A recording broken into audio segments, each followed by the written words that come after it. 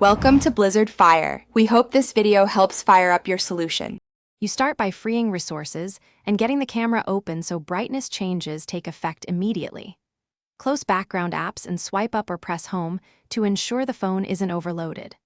Once done, open the camera app and pick photo or video mode depending on your shot.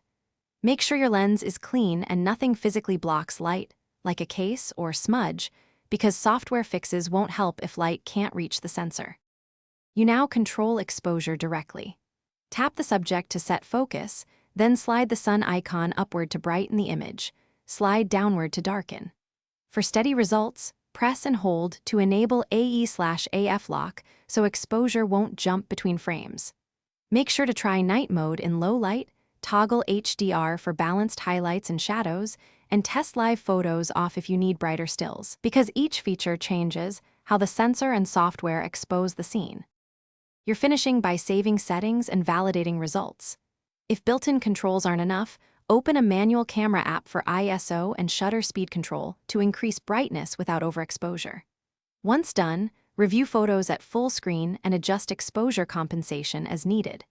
If brightness behaves oddly, restart the iPhone and check for an iOS update. Make sure auto brightness in settings is set how you want it. If problems persist, reset camera settings to restore defaults and try again. Thanks for watching. If you found this helpful, don't forget to like and subscribe.